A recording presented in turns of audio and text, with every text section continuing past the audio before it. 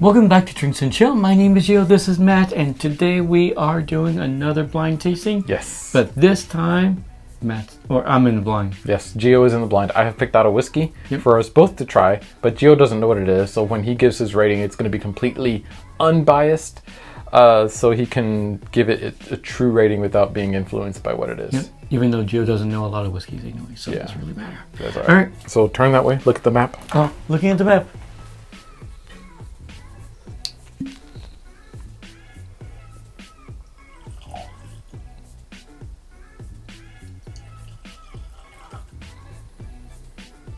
All right, go ahead and turn around. All right. Ooh. All right. So here is nosing. Nosing time. Nosing time. Smoky. You see why I wanted to have this one last? Mary P. I think there's some smoke there. It kind of smells like a barbecue, though. Yeah. That's what I'm getting, like campfire. Yeah. There's like a leather-y thing happening. It's very leathery. Like a boot store. You ever gone into a boot store here in Texas? This is what it smells like. Boot? What? Boot? Boot? Nice. Boot? Boot? Wait, did I say it wrong? What? Boot. How do you say it? I think that's right. I mean, you know, that's one of those words that I've never ever in my life questioned the pronunciation of until right now. There's a citrusy thing happening back there too. There's a freshness to it, which I feel like you don't really get much in smoky scotch. It's like a fresh, like outdoorsy, fresh air sort of smell. It's almost kind of springy, which is like, nice. Kind of like you want to open up your windows. It has a very country type of smell to it. Maybe a little citrusy back there, like a little, like a hint of kind of lemon citrus in the background. I love smoky scotches. Like, to me, that's probably my favorite type of whiskey is a smoky scotch. But I especially love it when I can get past the smoke and pick up other things, which on this one I definitely am. I'm getting other things in here other than just the smoke, which I think smoky scotches are the reason why a lot of them will say either you like scotches or you don't like scotches. And I think the smokiness is the reason why. I think you're right. But there's so many other scotches that don't have that. Some are very similar to even bourbons. Yeah, there's been some scotches that when we've done blind tastings like these, that I've identified as bourbons, and there's also been some bourbons that I identified as scotch. Like Jim Beam. It has a little bit of that cheesy quality in the background. And cheesy, but also some berries to it too. Yeah, like a blueberry, like that sort of tart kind of blueberry-ness that you get. That is super nice. Taste it time? Tasty time.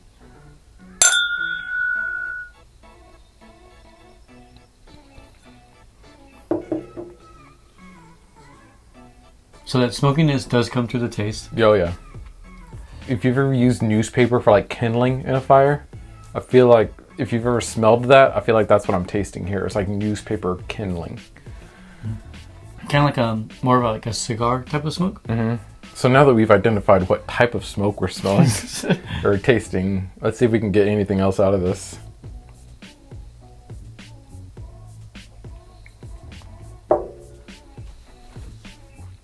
Oh, you know what? That sip, I kind of got like that little freshness that we were talking about, like when you open the window.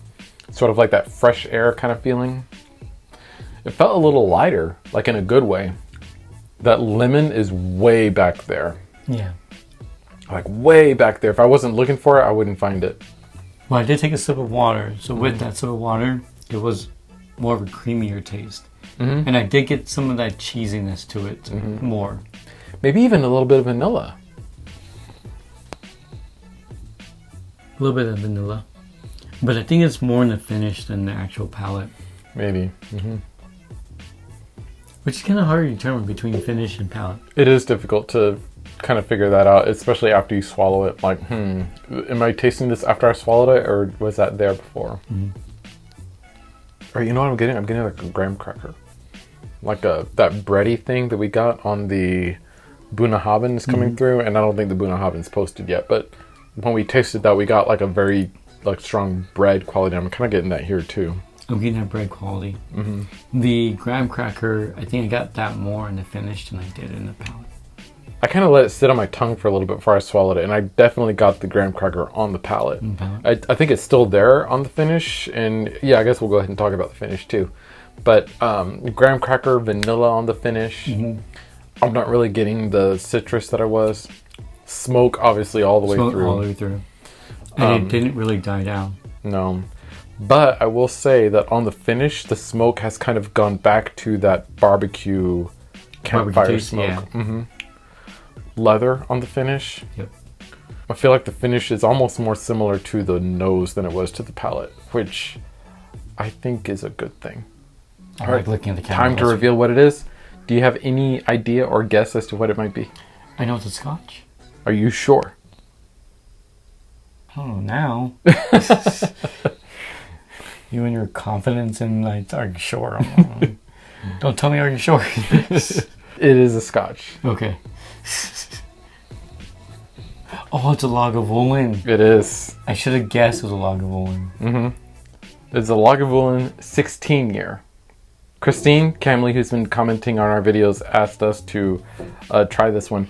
And the thing is, we've had this bottle back here for years, but for some reason we've never actually done a review on it. Oh, but you drank it. Oh yeah. I mean, you went through it. Well, it's only a 200 milliliter bottle, so it's not a huge bottle.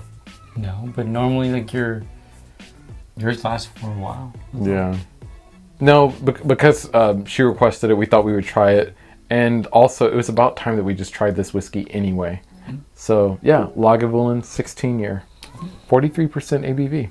So it's not that high, really. It's about time we did a review on this one. Because we've done the last 2 Offerman editions, and then we've also done the last 2 special releases for 2022 and 23. But we haven't really done any of the Lagavulin. Here, give me some. We haven't done any of the Lagavulin just like standard releases, like the 16 or the 8 or the Distiller's edition or anything like that.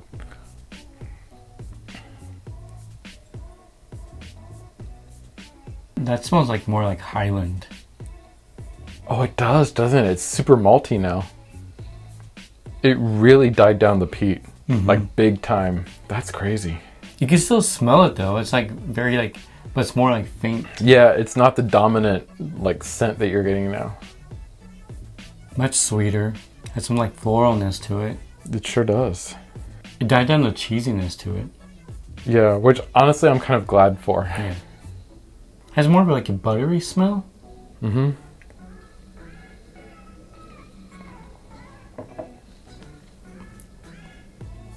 Smoking is still in the taste. Yeah. Still has that cigar smoke.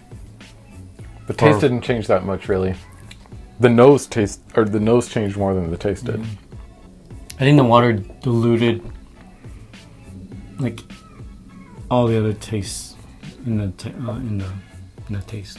Yeah, I don't know if I would add water to this one. No. I feel like it did something to the smell, but the taste, like it did something to the taste, but not in a good way. There's some dog out there that's mad. I guess so. Someone took that chew toy. All right. So since you had this one blind, would you like to add it to the Infinitus Bitus? Yep. You said it. I said it. The Infinitus Bitus. Now, we've been talking about how in the last few videos that we've recorded how, like, even though no one has really said that they're annoyed with that, it's kind of annoying me. So... Even though you're the one that's saying it? Yeah, I'm annoying myself with it, basically. But Lagavulin 16 is added to the Infinity bottle. This is our 4th Infinity bottle, and this is the first time we're actually getting Lagavulin 16 added to any of our Infinity bottles. Shall we go through our scores? All right. So for nose, I give it a 2.4. For nose, I give it a 2.6. Oh, okay. Yeah. Taste, I gave it 3.9. Ooh, okay. I gave it a 4.2. I don't know, 4.2 might be a little low for this. I don't know. Oh, I was going to go lower on mine, but I was like, maybe it's going to be too low. Okay. And the finish, I give it a 1.4. On the finish, I gave it a 1.7. Okay. So I did like the finish. Yeah, I like the finish a lot because I think the finish, like you said, the smoke on the taste was kind of that cigar smoke, but on the finish, the smoke sort of came back to that campfire-y kind of thing. I was getting the leather again. Yeah, and I really like that. So I think the finish, I kind of liked the finish a little bit better than I like the taste, actually. Our total scores for Lagavulin 16 will be right here, so you can see how they rank for us. And now our top 10 leaderboard is going to pop up. I think this will be in our top 10, actually. I think so, too. Yeah. This one will probably be like in the bottom part, like maybe 8 or 7, I think. Yeah, it might be in the bottom part for you, but I think it'll be in the top part for me. This has been our review of the Lagavulin 16-year. Let us know in the comments what you think of this whiskey, and also what is your favorite Lagavulin whiskey that you've tried. And until next time, thank you so much for watching. Leave a like, comment, subscribe, hit that notification bell so you know whenever we post, and we will see you next time. Cheers.